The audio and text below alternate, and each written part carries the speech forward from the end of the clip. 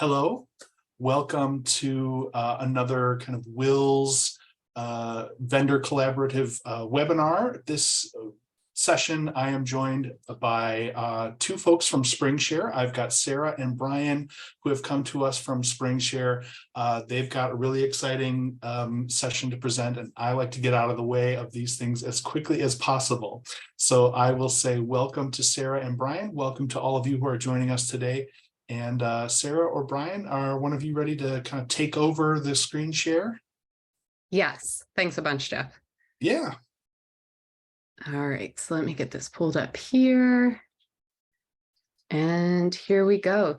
Thanks a bunch, everybody. And I'm just going to stop my video too, just to kind of conserve bandwidth for myself as well. But good afternoon. My name is Sarah Probst, like Jeff said, and I'm the consortium sales manager for Springshare.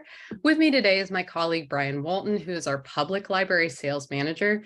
We're super excited to be here with y'all today to talk about managing unconventional collections with the LibCal Lending Hub. So we'll have time at the end of our session for some Q&A, but just in case you're like me and have questions pop into your head just as you've exited Zoom, you can reach me at sprobst@springshare.com or Brian at bwalton@springshare.com, both of which should be on your screen now, and we'll make sure that you have that information to contact us later as well. Now, I would be remiss if I started talking about the Lending Hub without at least mentioning its foundation, LibCal. So LibCal is a librarian-focused hosted calendaring solution, which is made up of 4 components. Those are events management, appointment scheduling, rooms and spaces booking, and hours management. Now, I like to think of LibCal as a power tool, and that would be because of its inherent flexibility, not because it reminds me of a cordless drill or anything. But let me go ahead and show you what I mean. So here we have the Niagara Falls Public Library in Canada.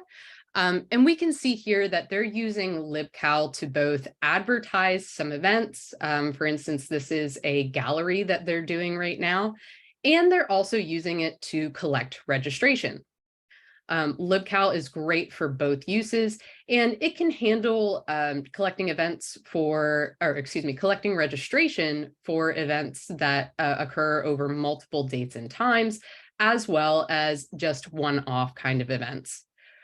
We can see here that this session is actually already full, and LibCal does have a waiting list feature, which is really easy to enable. Now, moving back over to their LibCal page, we can also see that they've embedded hours up in the corner here using a LibCal widget, which is really incredibly easy to do. One of the great things about LibCal, and really, I guess, all of our products, is that you don't have to know HTML, CSS, or really any coding to create these kind of widgets and create really beautiful pages for your patrons to interact with. Now, the Niagara Falls Public Library is also using the appointment scheduling piece of LibCal to allow their patrons to book virtual appointments with their staff at 2 different locations. And they're using the equipment booking module, which we're going to take a deeper dive into today. They're also using it to allow folks to book story walks. And this is a really interesting use of the module that I hadn't seen before Brian showed it to me. But I really love that they're doing this and making this available to their patron community. One thing I do want to point out here too is that they have really done a great job of customizing LibCal to fit with their overall website and their overall web presence. We can see here that it really just kind of fits in with the way their whole site feels, making it a really seamless experience for their patrons. And that's something that anybody can really do. Now, let's go ahead and kind of get to the heart of our chat today, and the reason why I expect you are all here, which is the Lending Hub. Now, the LibCal Lending Hub is an add-on module for LibCal, and it's comprised of basically 2 major components. These are equipment booking, where you can create and manage a visual catalog of all those physical items that you lend out, and then museum passes and e-tickets.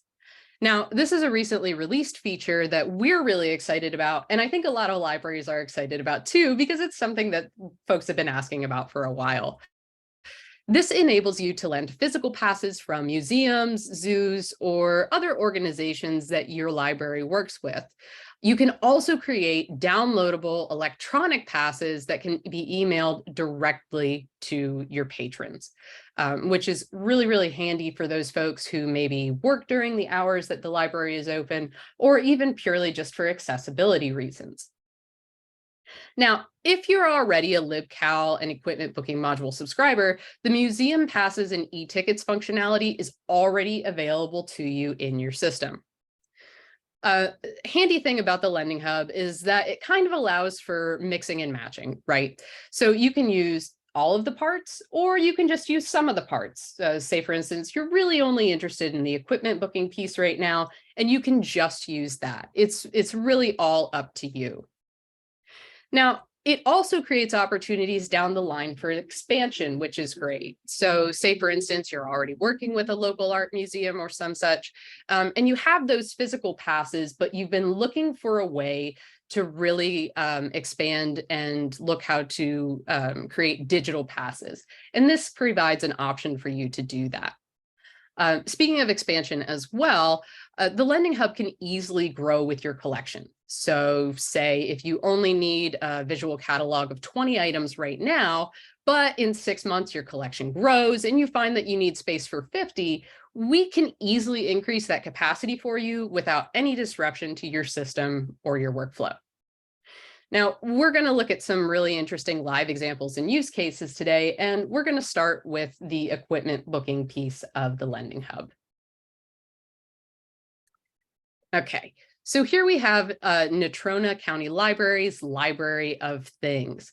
They have really like a quite varied selection of items for their patrons, including many that can be checked out for in-home use, which is very, very nice. So we can see that they've included some things such as sewing machines, some digital cameras, some kits for children. They also have this book binder and binding supplies for 2-bound books, which I think is really unique. I don't know that I've seen that before. They also have things such as portable projectors, a whole record player, and then even things like tennis kits for adults and children, which is great. We'll go ahead and take a look at this tennis kit. So the equipment booking module allows you to provide a variety of information about each item, such as descriptions, and you can also set things like replacement costs. When you create items, you get to decide whether they circulate for days or for hours, and what policies are attached to them as well. So whether they're in library use only, for example, or whether they are available for take home. Now, in this particular case, I doubt you'd want folks to be playing tennis in your library, but I could be very wrong. Maybe you yourself would like to play tennis with your patrons. Now let's go ahead and take a look at another example live in the wild that I think you'll all really enjoy. So this is the Leon County Public Library's Library of Things, and you can see that they have customized their screen to include some booking guidelines. There is a linked user agreement and liability waiver that folks can print and sign to bring with them, although they do state that they have copies available as well.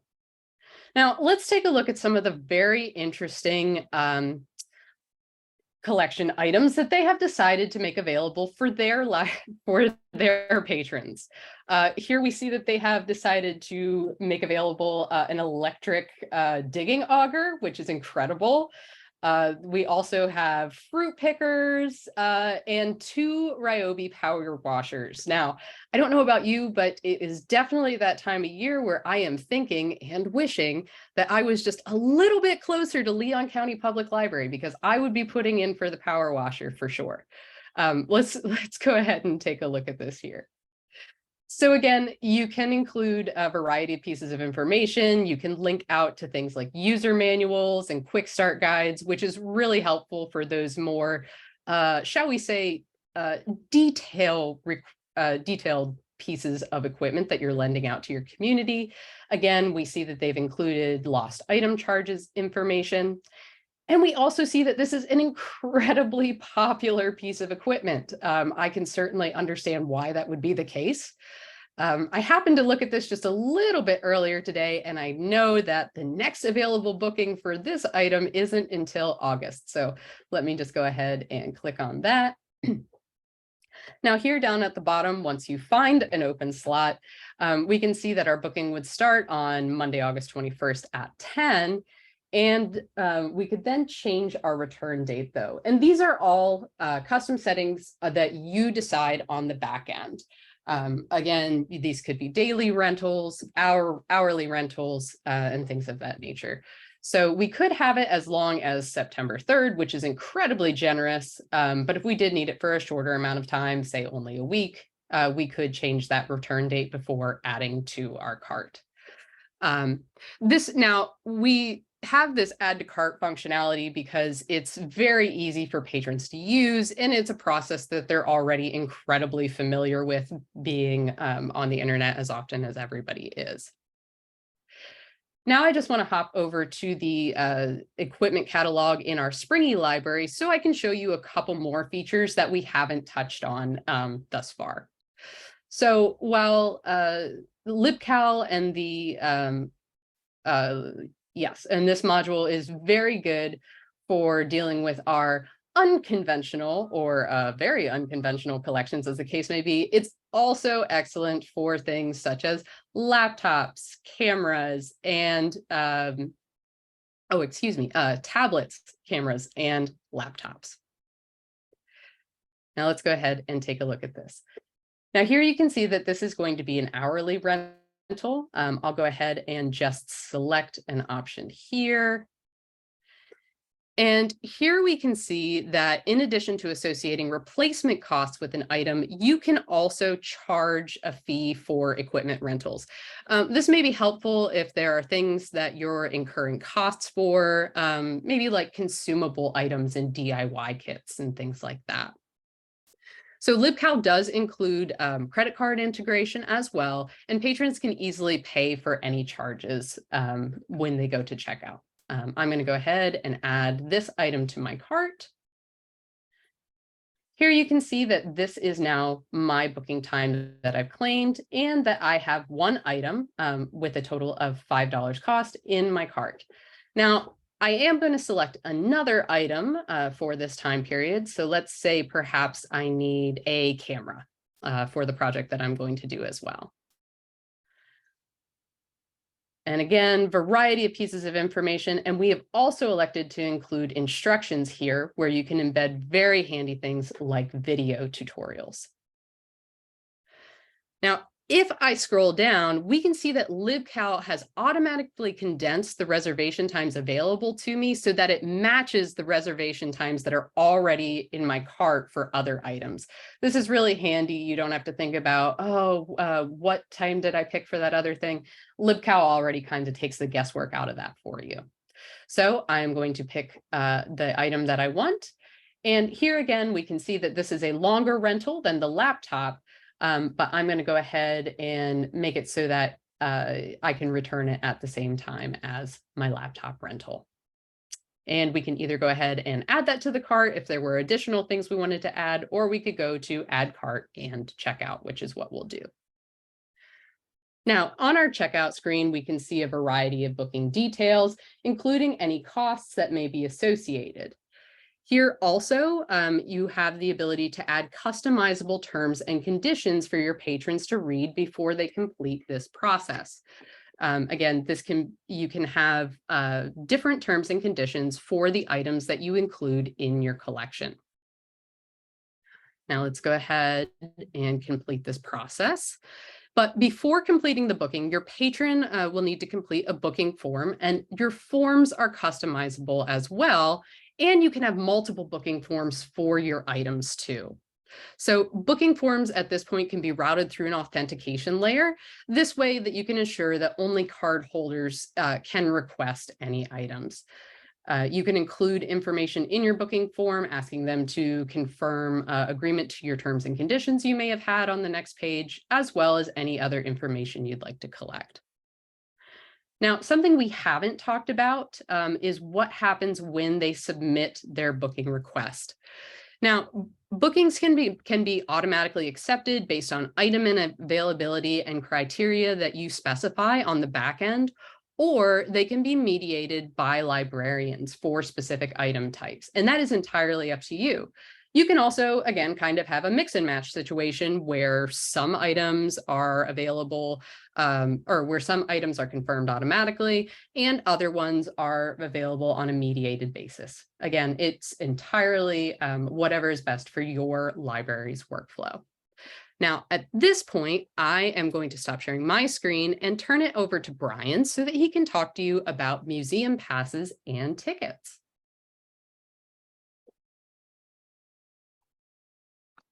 Thanks, Sarah. Let me get my screen up and running here. So on the patron end, the museum passes and tickets functionality is going to look very similar to your equipment booking module that we just saw on the patron end, but with a couple of key differences. And the first one is that the passes gets its entirely separate URL, so you've got a whole different site to go to and kind of check out the different options for institutions in your area. If we click into any of these, we can see that the Crabtown Bay Museum of Science here, we've got a little information on the card, but we can dip in a little bit further and see more information about the institution and what passes are available. The Museum Passes module does permit both digital passes that can be generated from the email as the customer books the passes, or physical passes that have to be picked up and presumably returned to the library.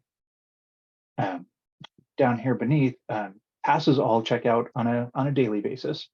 And I can see when they're available, so I'm able to choose the date that I'm looking for to check out my pass. I'm not able to book into the past, and it appears that the Crabtown Bay Museum of Science is closed on Mondays. So LibCal does make it easy to say, passes are available Tuesday through Sunday, and take Mondays out of contention. Words are hard. Booking it is much like booking a piece of equipment. You're going to select the day that you want the pass, find those terms and conditions again, and then as we hit continue, we have that custom booking form. We hit submit, and we're going to get email confirmation, in this case, of the digital pass that I can go either print out or display on my phone to go visit the institution. So checking them out is really that easy.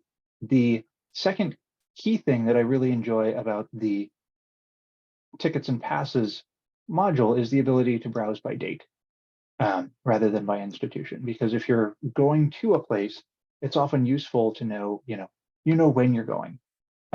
So I can filter here by digital pass, by physical pass if I want.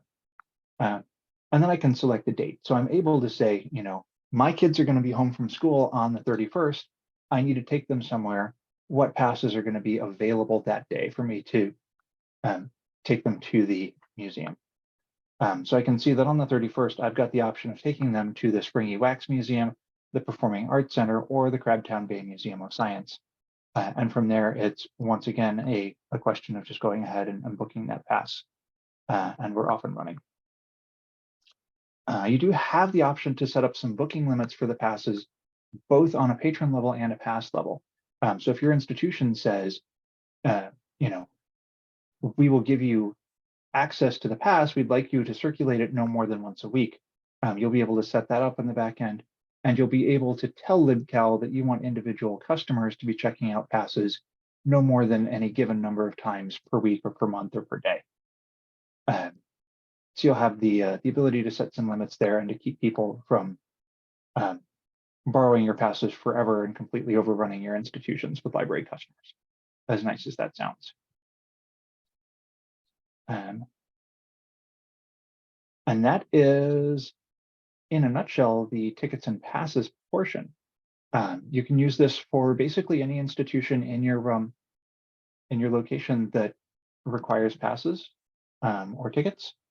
Barcodes can be attached to the tickets as well if you need to scan a barcode. And yeah, because it's so similar to the equipment booking module, there's not a ton of different features, but I did want to give you a look at it. The museum passes and tickets module is brand new, and I'm very excited about it because I know this is a big thing for a lot of libraries.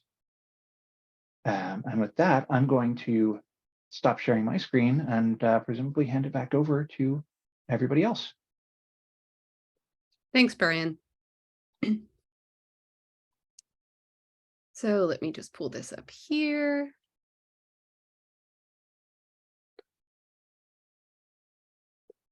So I just want to thank Jeff and the entire cooperative purchasing team at WiLS for inviting us to present to y'all today. We're really happy to be working with WiLS and with library consortia in general to provide additional discounts on our products for WiLS members. So through your membership in the consortium, you receive discounted pricing on LibCal and the Lending Hub, in addition to actually all of our Springy products. If you would like a quote, please go ahead and contact the cooperative purchasing team at WiLS at coop@wils.org, which is on here or on your screen. And again, we're happy to, they'll provide you any quotes that you may need. We have great examples, client stories, recorded presentations, and just a whole bunch of information over at buzz.springshare.com. It's where you can kind of keep up with all of the latest and greatest of what we're doing. We also are happy to provide 30-day dedicated trials on request, and you can either contact us directly for that or go through the co-op office. Either way, whatever is most convenient for you. Now, as promised, we did leave time for questions, and yeah, let's go ahead and see what kind of questions. I see we have a couple in the Q&A, and we're happy to answer those. All right, and let me just pull this over here. Let's see. Is that easy for you to get at, Sarah, or would it be easier if I read the question out? I can go either way. All right, I can see them. Thank you, Jeff. Okay. All right, and I will read them out loud here. Okay, I have our first question, and Brian, feel free to jump in as well. Our first question is, how does this work on the back end with circulation? How are items checked back in? A lot of this seems like a way to reserve items and not actually having the item in hand and actually checking it out and handing it over to a patron. That is a great question. We showed you a lot of the front end today and not so much on the back end. Let me go ahead and pull up our LibCal's system again. And actually, let me go ahead and just, since I am in our demo system, I'm going to go ahead and put my information in right now so you can kind of see what it would look like to check this out to me. Excellent. While you're working on that, I might knock out a couple of these other questions that have popped up. Go right ahead. If that suits you. Another question that was asked was, how long do the web reservations last if someone's attempting to reserve a spot? Does it stay for them for 5 to 10 minutes before being released for reservation? Wouldn't want to double book someone. And the answer there is yes, I do believe it's about 10 minutes. So that reservation will stick around for 10 minutes or so, and then it will be released for a different reservation. It shouldn't be possible to double book somebody. Although I know that I say it shouldn't be possible to double book somebody, and that means that it'll, almost certainly happen. But actually, no, it should not. 5 to 10 minutes, 10 minutes, I believe, is exactly right. Another question was, does this work well with WordPress? And I believe there that the answer is yes. There are a lot of embeddable widgets, creatable embeddable widgets, not so much with the Lending Hub, but with the other portions of LibCal that are WordPress compatible. And then because you are working with a custom URL that's for a separately hosted site, with WordPress, all you would need to do is create a button or a link out to the other site and you'd be good to go. Looks like Sarah has things just about up and running and ready to go. So I will stop talking for a moment and let her take over see. All right, and Are you in the right location? There we go. there we go. We just had to search all locations. Yep. All right, so here you can see this was one of the items that I had selected, and I am not sure why my other one isn't showing up, Brian. But I think it might be a category issue. At the very least, this is how you would check an item out. So when, as Brian was talking, I don't know if you noticed, but when I logged in or when I moved over to the equipment tab in LibCal, we can see that we had a certain number of items that were ready to check out. And again, I am going to search all locations. So this is how you would check out the item here with the equipment booking. If you went for the item and realized, oh no, the lens was cracked or something like that, at the time you could swap it out for a different item. Otherwise, you're going to mark that item for checkout and click the checkout pickup selected items. And that will simply mark that as item checked out. Then to check the item back in, you can show bookings that are due back within the next couple of hours, or you can search by barcode, by name, by email address. In my case, I'm going to go ahead and search by my email address. And again, we're going to make sure I turn on all locations. So when the item is ready to be checked back in, then you can simply click to check the item back in. So it's a very easy process to check items in and out in LibCal itself. And I believe, oh, Brian, correct me if I'm wrong, I believe we do have some ILS integration. We do have some ILS integration, particularly with the authentication. So the authentication in the libauth is directly compatible with a couple of ILSs whose names I forget right this second. But realistically, we can do the authentication layer with any ILS that we can establish a SIP2 connection with. So for authentication purposes for that. In terms of the actual circulation portion of the equipment module and museum passes and tickets, all of that remains within LibCal. And there's no actual check-in and check-out activity in your ILS for the equipment. Which to me makes sense because of how difficult I think I would find it to create a mark record for a GoPro camera.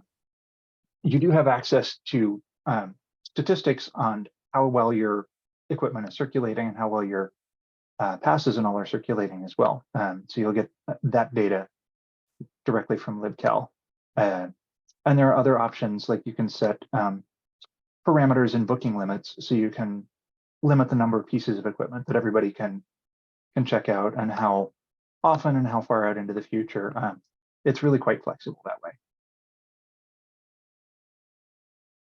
Thanks for that, Brian. Let's see. We have a specific question if LibCal is compatible with Polaris. I think we sort of answered that, but I can always double check and get back to you about that for sure. Or I should say, I can let Jeff know. And we can get that, make sure that we get that answer to you. Hang on, I have it actually right here, probably. Oh, beautiful. Yes, our libauth process for libapps is Polaris compatible. So we have available protocols already set up for Innovative's Polaris to do the authentication. And there you go, Beth. Thanks so much, Brian.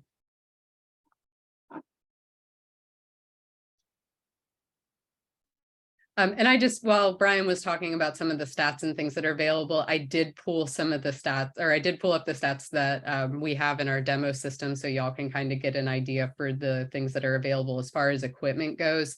There are stats, and just a bevy of stats that are available for all parts of LibCal. So your events, your appointments, your space bookings, all of that. And you can export that data as well if you need to analyze it in other software. But the information that's provided for you is pretty great and can get pretty granular as well.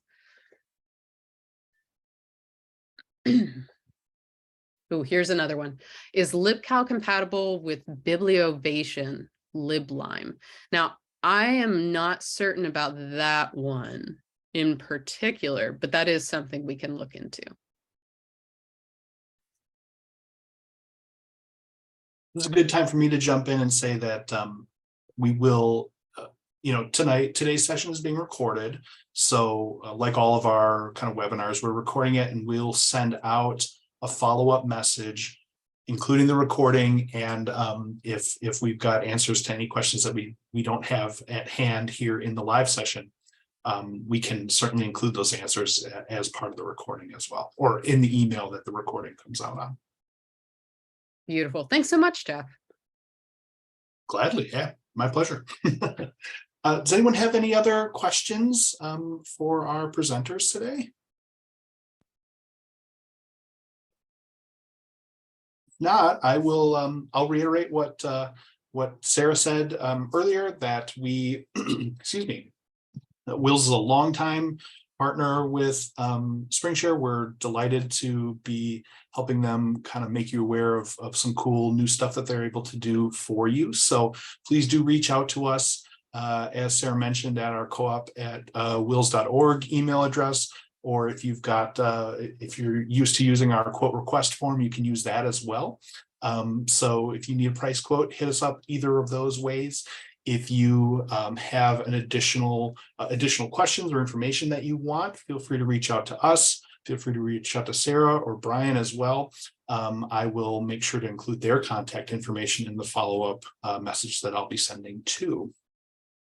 We have one more question here that popped in. Sarah and Brian, would it be feasible to see a brief demo of Spaces? Is that doable right now? I'm not sure. So I'm game if you're game. I've got a few minutes still. I've got time. That's fine by me. Sure. All right. Sarah, do you want this or shall I take it? Have at it, Brian. All right, let me go back to sharing my screen here.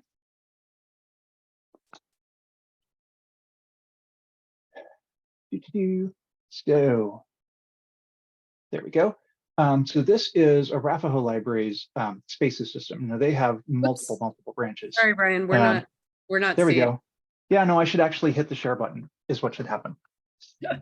How's that? Is that better? Perfect. Thank you. There we go. So Arapahoe Library, many branches, many meeting rooms, all bookable spaces here.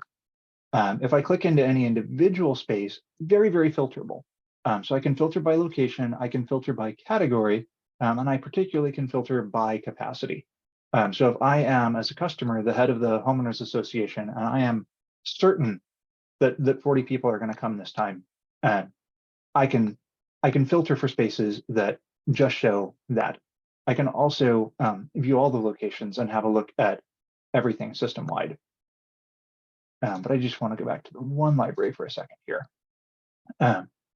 Much like the equipment module, I can see at a glance what's available and not available, and I can get more information by clicking into any individual space. You'll provide whatever information you like here. I found a library a few months ago. I lost the link, unfortunately, where this was actually a 360-degree panoramic of the space itself, including a very happy gentleman at a laptop who was beaming into the camera. It was fantastic.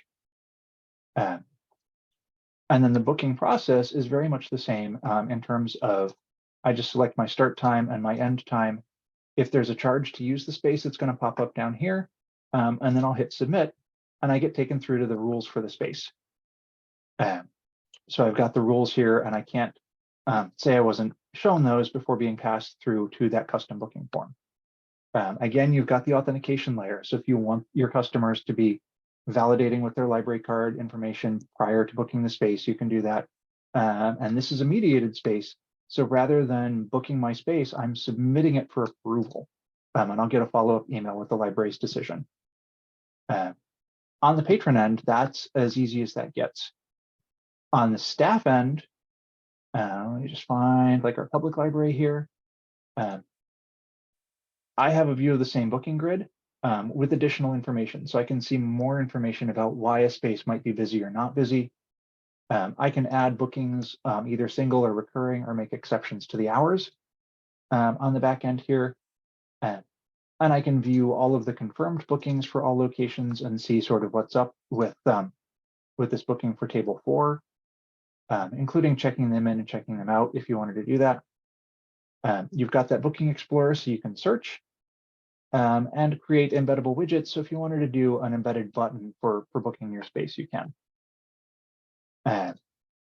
Beyond that, some of my favorite bits for the spaces are as we get into the actual administration. So you've got your hours templates. Your spaces can be available the same time your library is open, or you can have special hours for your spaces, whether that's open 24 hours, or I would like my meeting rooms to close 15 to 30 minutes ahead of the library closing, so I have some sort of shot at getting folks out of there on time. You can also ban and unban users. So we can actually keep L.Kidder here from booking the spaces until Carrie Williams chooses to unban L.Kidder. Inside the locations, you have the ability to set all kinds of different access rules and all of that. But in particular, you can get into the individual categories and start making rules for like the makerspace. And as we get into edit the category, we're going to set terms and conditions for all of the spaces within the category. So I can go in here to like the booking limits and say, okay, so I want people to be able to book this, in this case, 0 minutes per day. Yeah, I picked a terrible example here. That's fine, different category. Makerspace Lab. There we go. So you have those duration limit and the frequency limit, and especially the booking window. So as you're dealing with your policy reasons for how often and how long your customers can book the space, LibCal's going to help you manage that with those booking limits and all of that, including things like padding in between uses of the space and things of that nature. LibCal is also going to send a lot of email on your behalf, whether that's confirmation that you've booked a space, confirmation that the library has approved your booking, all of that good stuff. It's going to send a lot of emails on your behalf, every one of which you have the opportunity to get in and customize. So there's our verification email. And if you wanted to update this and change it around so that the wording suits you a bit better, you can definitely do that by just updating the text here in the builder and hitting save. And like I said, you can do that with all of the different types of email that are going to get sent out. And that was spaces in like, I don't know, 5-6 minutes. And Great job. That was impressive. Off the cuff work, Ryan. Oh no, it's not like I spend 40 hours a week talking about LibCal. No, that's not what happened at all. Well, great. And actually, it gets easier, and I love this particular type of presentation because the modules spun off of each other and are very sort of complementary in that way. It takes less than twice as long to talk about equipment and spaces as it does to just talk about equipment because the interface is so similar. That makes sense. That makes good sense to me. Well, I think we have covered a lot. I'm super impressed with everything I saw today. I'm sure that our members are as well. If anyone has any other questions, feel free to drop them in chat, but I think we might be just about at time anyway. Again, I'll say thank you to Sarah and Brian for joining us today, showing us some really neat stuff, and encourage everyone to reach out with those additional questions, price quote requests, any other things. I'm sure that they'd be happy to talk to anybody from WiLS members about the products or any of the other resources available from Springshare. I'm sure I'm not going out of line by saying that you'll be happy to speak to potential customers, right, Sarah and Brian?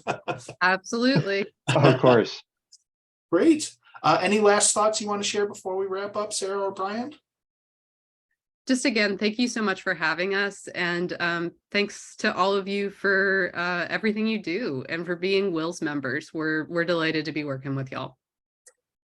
Well, the feeling is mutual. Thanks for joining us today. And to everyone watching, whether live or recorded, have a great day. And please join us again soon. Bye, everyone. Bye-bye. Bye.